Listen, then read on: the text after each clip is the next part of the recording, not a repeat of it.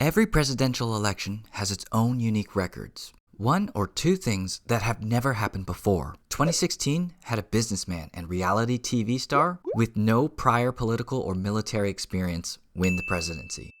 In 2020, Kamala Harris became the first woman, the first black woman, and the first person of South Asian descent to be elected as vice president. But the 2024 election was absolute madness on a grand scale, featuring a plethora of record-shattering moments and several unprecedented, groundbreaking events that future generations will never witness again. Historically, this election will produce so many outliers, so many asterisks, that it will make anyone comparing future elections to this one wonder how the country survived and made it out of this time period. So buckle in, we're about to relive the most unprecedented moments of the 2024 election.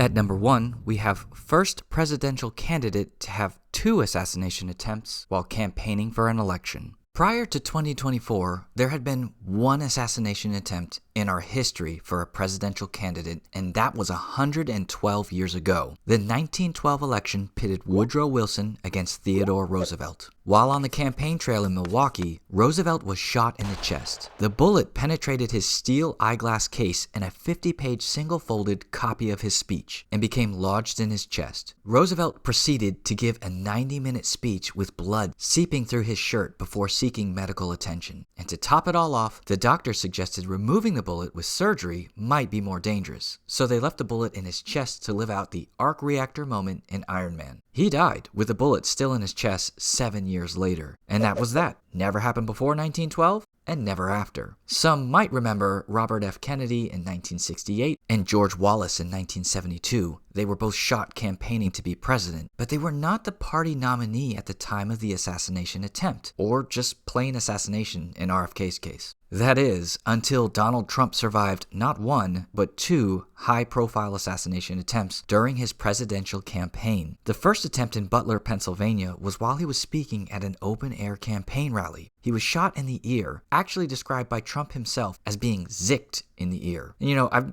been trying to use this word more in my everyday conversations, but it is extremely challenging to just throw it out there. The second attempt was thwarted by the Secret Service before Trump came into view of the shooter, and yes, this still counts as an attempt. When you camp out for 12 hours, waiting in a bush with an SKS semi-automatic rifle with a scope attached and an extended magazine, when you hang up bullet shields on the fence you are waiting behind and write a handwritten letter titled "Dear World," you tried. This is a record that will hopefully stand the test of time, as political violence has no place in this country.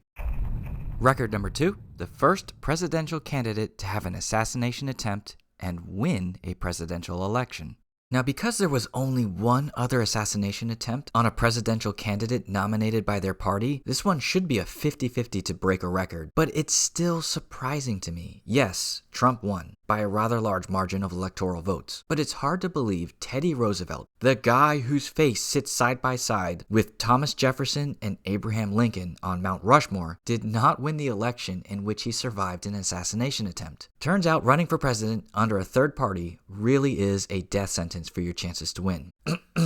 This puts Trump in very rare air as he holds 2 records tied with assassination. Most attempts in 1 campaign, and the only candidate to win the election after a failed assassination attempt. Record number 3, first U.S. president to be convicted of a crime. Alright, let's talk about the elephant in the room now. Here we go. In May 2024, Trump became the first U.S. president to be convicted of a crime when he was found guilty on multiple felony counts of falsifying business records in the people of the state of New York versus Donald J. Trump. This, of course, means that no other president in history has been convicted of a crime after serving as president. So, nice job, past presidents, for keeping your noses clean. In this regard, Donald Trump also stands alone. But as for the next record, it only exists if we make a slight change to it.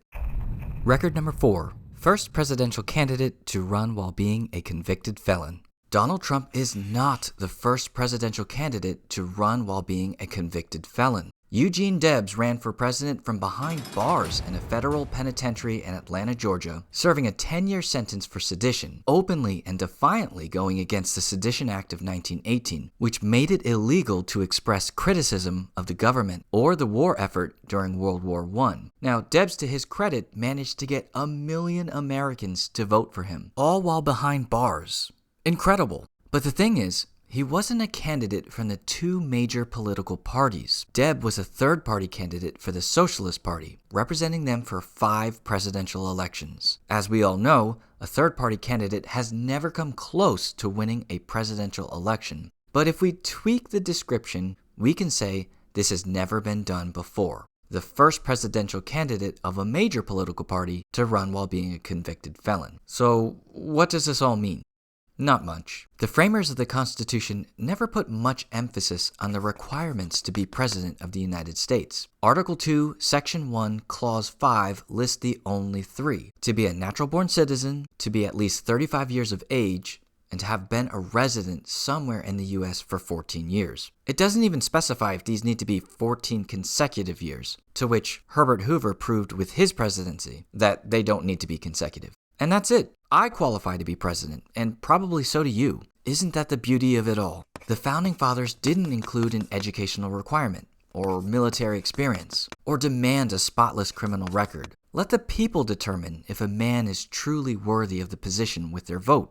I don't know. I think there's something incredibly awesome about this process. The power of the people to decide. And to weigh down the presidency with well-thought-out additional requirements would have historically eliminated many of our best presidents. George Washington, Andrew Jackson, and Abraham Lincoln would have been eliminated from contention had education been a requirement in the Constitution. And for those wanting the commander-in-chief to have a spotless record, yeah, that would eliminate Ulysses S. Grant, Franklin Pierce, and George Washington again, who have all been arrested before they were president. Franklin Pierce for allegedly running down an elderly woman with a horse. Washington was arrested on a technicality in some very clever Frenchmen, and Ulysses S. Grant for reckless driving and speeding in his horse-drawn carriage. Now, while none of these arrests ended in a felony, all of these men were arrested. And to all the people griping about this, that a convicted felon could even run and become president, take 1 minute to zoom out a little bit here and consider this. There were 2 candidates to choose from. They both had equal years of experience in the White House. One was a convicted felon, the other had a clean record. And the one with a clean record lost badly. If I were running in an election, I would hope and pray my opponent is a felon, as it gives me a better chance to win. And if I still can't beat that person, if people are still willing to overlook that fault and vote against me, I need to look within myself and ask,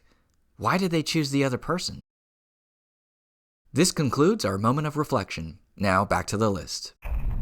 Record number 5. Oldest person ever to be elected president. Joe Biden's record of being elected at 77 and taking the White House at 78 lasted 1 presidential term. But there is a new old guy award to give out, and that goes to Donald J. Trump. He's a few months older than Joe Biden when elected. With Biden withdrawing from the election and his second bid certainly not coming in 2028, and Donald Trump starting his second term and no longer able to run for president again, there really aren't too many candidates on the horizon that are going to threaten this record.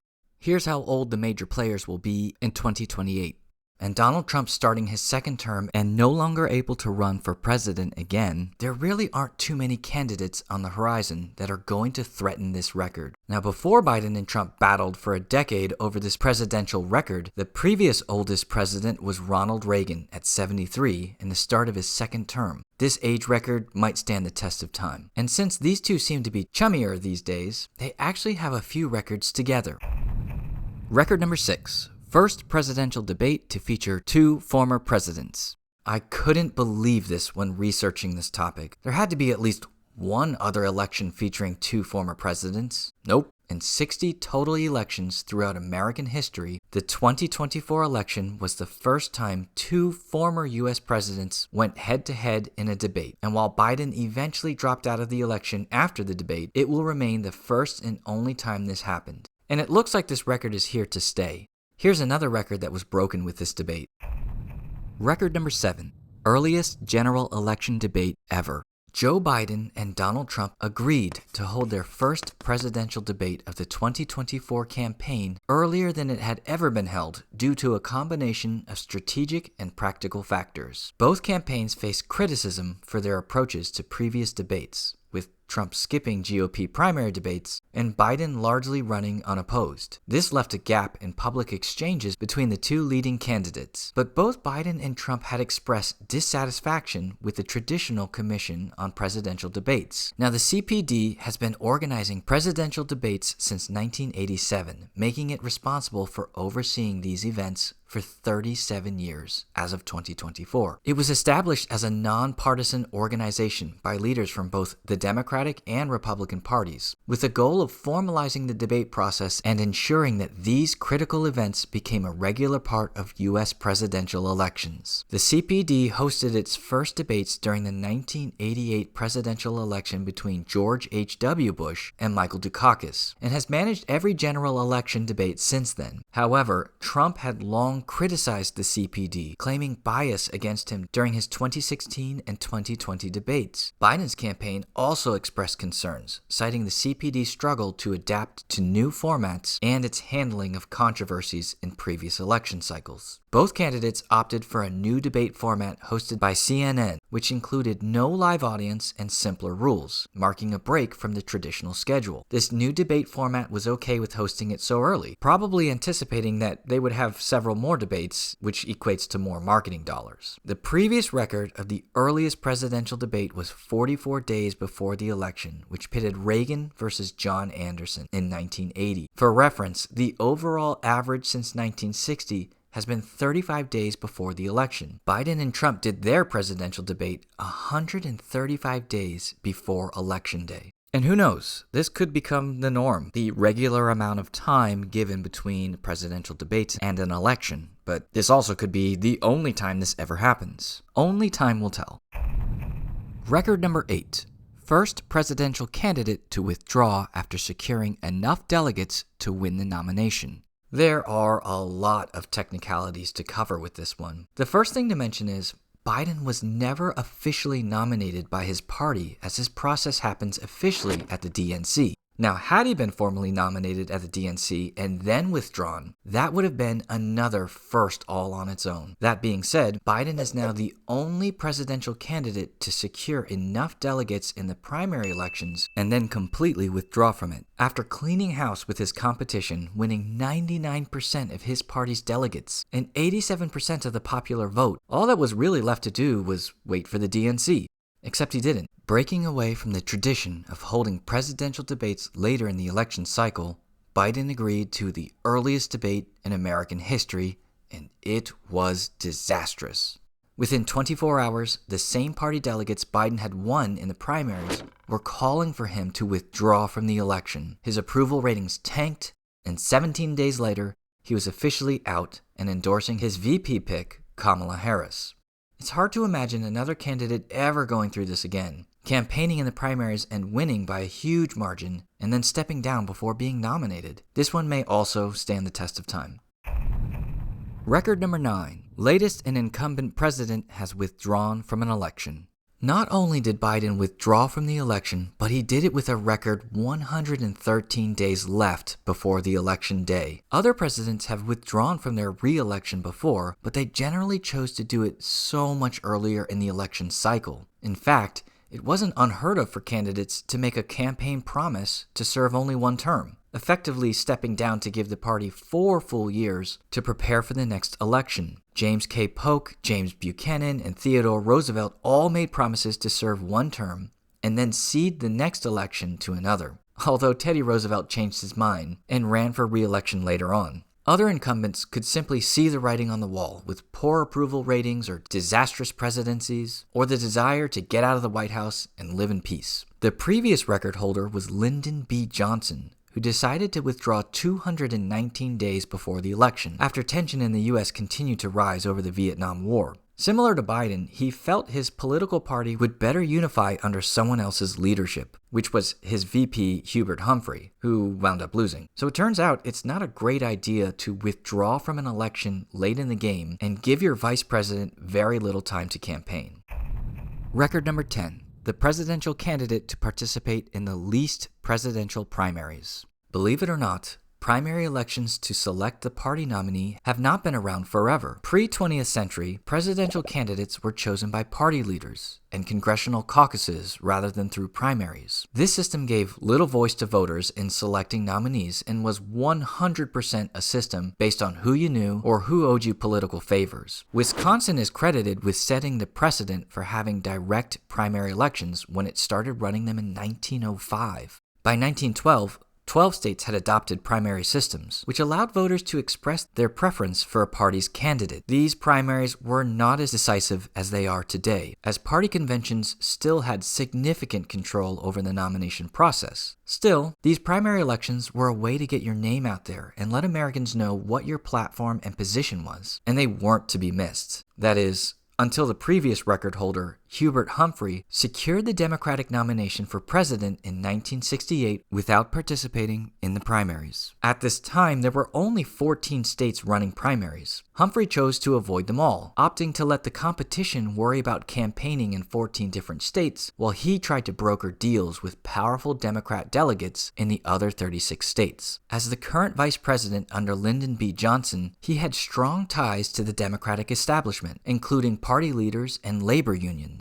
At the Democratic National Convention in Chicago, Humphrey leveraged his connections and the support of party leaders to secure the nomination. His victory at the DNC was so undemocratic that sweeping changes quickly followed just 2 years later, when, in 1970, the primary elections expanded to more states, and the primary process became more transparent, open, and accessible to the public to see how the nomination of a party candidate was handled. These sweeping changes were spurred on by the rioting that happened after Humphrey was given the nomination without participating in the primaries, which is a pretty stark contrast to what happened in 2024.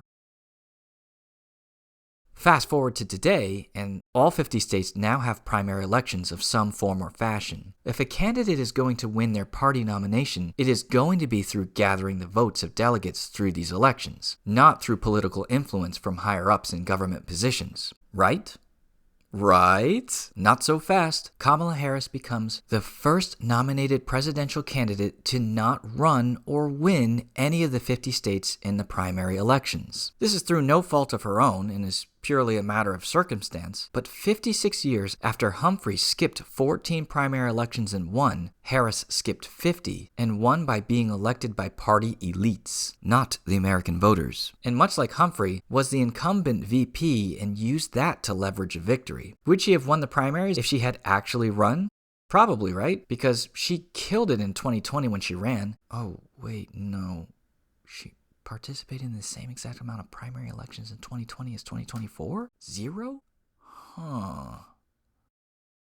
In fact, she had less write-in votes in the 2024 Democratic primary election than Donald Trump, which is kind of hilarious, and may or may not be some kind of election record, I'm not sure.